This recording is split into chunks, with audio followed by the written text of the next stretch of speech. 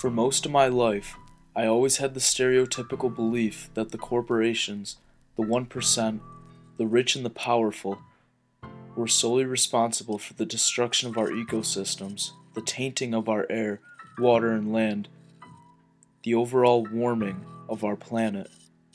It wasn't until a few years ago that I began to realize that the corporations, the 1%, and the rich and the powerful were merely producing the products that us 99% consume on a daily basis. We, the consumers, not the producers, are responsible for fueling this overwhelming fire we call capitalism and consumerism. The thing to blame is our over-consuming lifestyles. I am not a capitalist, nor a socialist, a Democrat nor a Republican, a liberalist nor conservative. I am simply one of 80 million millennials, purely attempting to make less of an impact, or in some ways, no impact. I am Joseph Daniel Edwards, and I'm proud to say that I am one of those 80 million millennials trying to make a difference. I am a firm believer that we have to make very rapid and very radical changes to our overall lifestyles, or our species will not make it out of this century. Unfortunately, and I'm a firm believer of that. Fortunately, these changes have already begun. Myself, including 70 other millennials here at Fredonia, have dedicated 8 days to limiting our over-consuming lifestyles. Day 1 consisted of consuming less. I purchased no items on this day. The second day involved our awareness of the trash we accumulated. On this day, I also became aware of the over 30 recycling stations here at Fredonia. This made me realize that we have already made the conscious decision to salvage our waste and reuse it for other purposes. Day 3 entailed transportation. By avoiding the use of any vehicles, I drastically reduced my carbon footprint. Day 4 was comprised of the foods we consumed.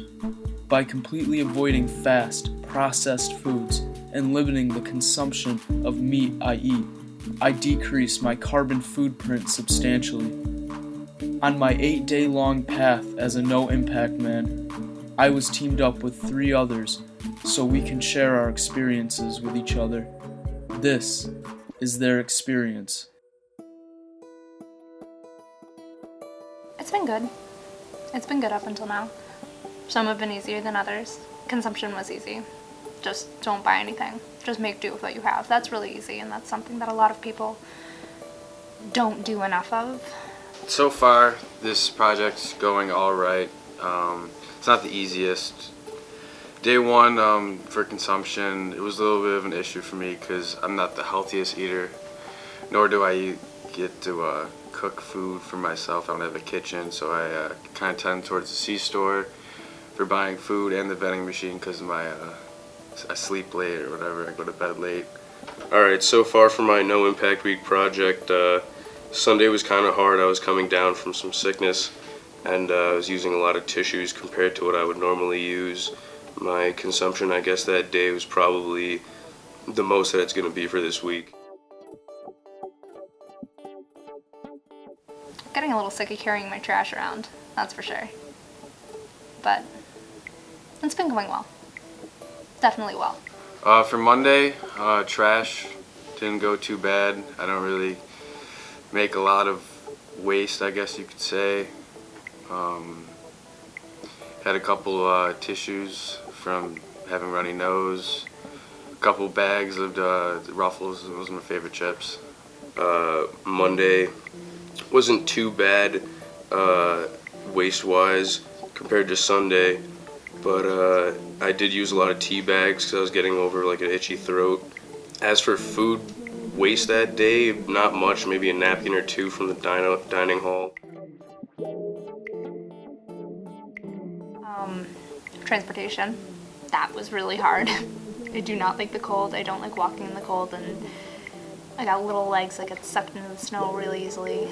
Plus I got places to pee really quickly, and walking is not necessarily always conducive to that. And for transportation was the easiest for me because everywhere I need to go is in walking distance. I don't even have a car, so it's not available for me to drive anywhere. As for day 3 transportation, don't own a car, live on campus. Food. I mean, in the middle of winter, it's hard to get things local. That's definitely true. But I always eat as healthily and with as little food miles as possible, that's for sure.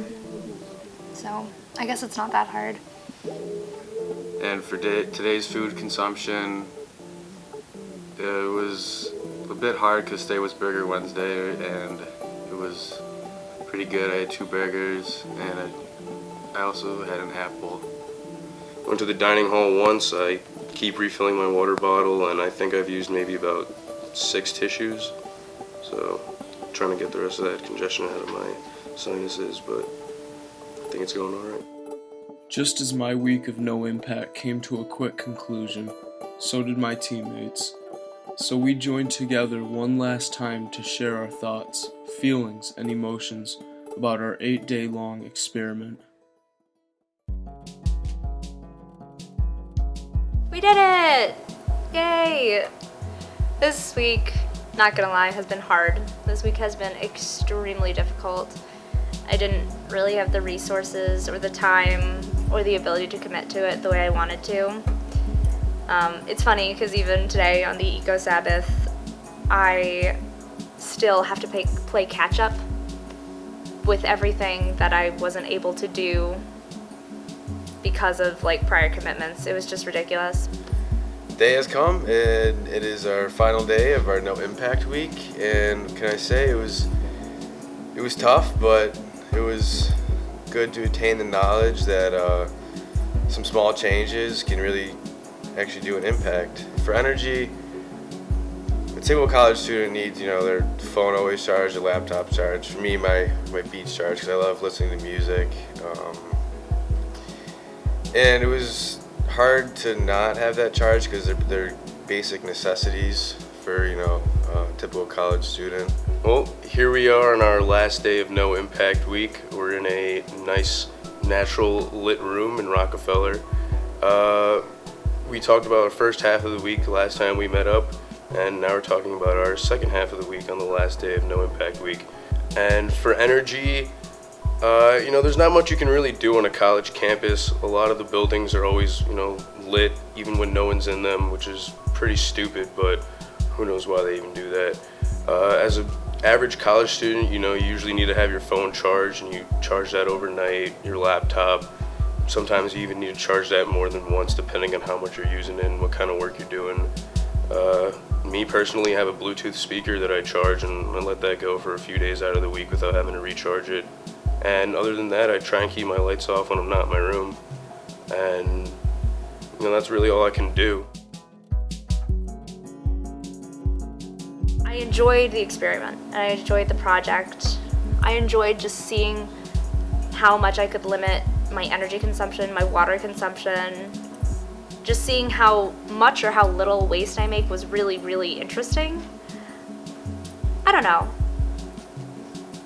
I'm happy I did this, and I think I'm gonna do it again. I think I'm gonna make some of the changes in my life definitely permanent. And for the day after that, water. I've been using a Nalgene bottle instead of reusing water bottles. Just to, not use much plastic, as much waste. I cut down on my shower time because I usually take really long showers, which is good. Kind of get going faster too, get my day going. For water, I know I should probably get a canteen, but I've been using a water bottle that I've refilled all week and probably swap them out once a week. My showers, they vary between 15-20 minutes, and I try and cut them down, but it's hard depending on how filthy you are. You kind of want to just stand there, but you can't always do that. I actually noticed on the shower heads it says that it consumes 2.5 gallons per minute, which is actually a lot. You don't think that much is coming out of the shower head, but it's a constant flow of water, and that's something you should really just like be aware about. I just need to plan accordingly before I decide to make big changes in my life again, because this was a whirlwind. For giving back. Is not much personally, I guess, I could do. Personally, giving back, I cut down my shower time. I didn't play Xbox as much when the Energy Day. I didn't even touch my Xbox, nor my TV. I unplugged all my plugs. And for giving back, it's just knowing all this information. A couple little things can do a whole lot. Giving Back Day, which was yesterday, Saturday, and especially during the winter time, it's hard to give back. You can't really be out in the field and doing things that you would normally do when it's nice out, like uprooting weeds and things like that, clearing up areas that are populated by invasive species. But aside from that, you can give back by just turning lights off, not consuming as much water as you normally would, and once it gets nice out, just spend a majority of your time outside. Just stay away from electronics and things. Go toss around a football with some friends, kick around a soccer ball, throw a frisbee, whatever. Made a whole lot of changes, a whole lot of stress, but it was a whole lot of fun. I definitely think I'm gonna do it again. And for Eco-Sabbath, woke up today a little late, came here to shoot the video in this beautiful Rockefeller building, and it was a great week. Learned a lot, and hope to continue these habits. Today on our last day, the Eco-Sabbath, I'd say I haven't really consumed anything so far. I woke up, here we are recording this video in Rockefeller, and I think overall this week's gone pretty well. I mean, some things were hard to keep track of and not use. Remembering to always dry my hands on my pants was pretty hard, but tried doing that as much as I could. And honestly, I think, it's going to be hard to continue these same things throughout your whole life, but this week really made me aware of some of the little things that I can change, and if we just all change a little bit, it'll make a big impact. Not everyone can change their whole daily lives, but together, little by little, we can make a difference.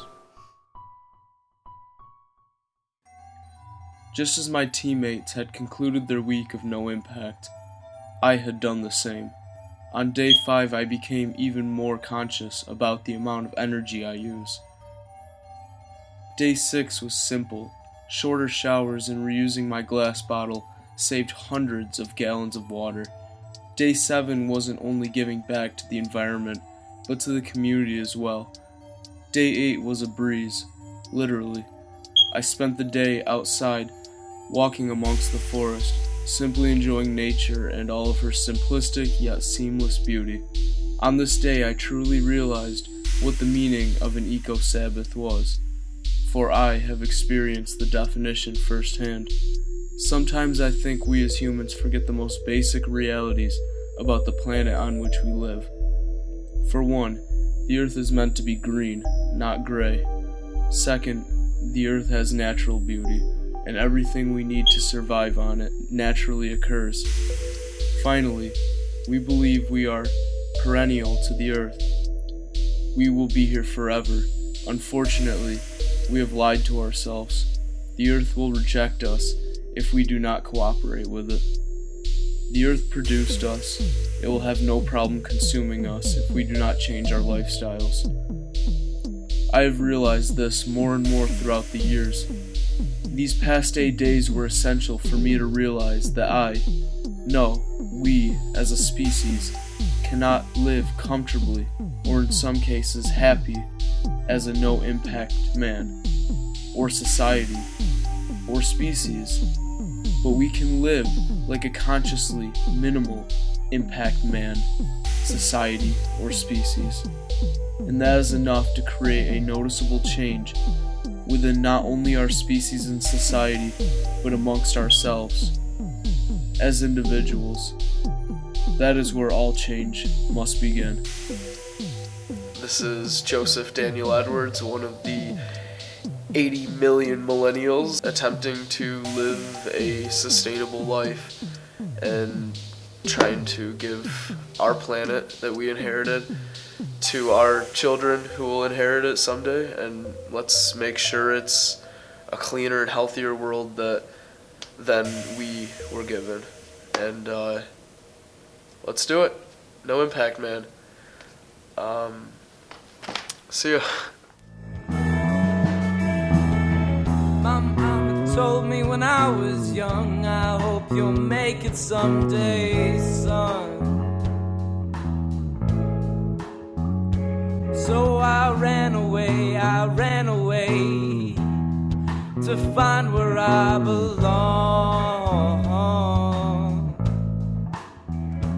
Now I'm coming back, coming back, coming back, coming back, coming back, coming back, coming back, coming back.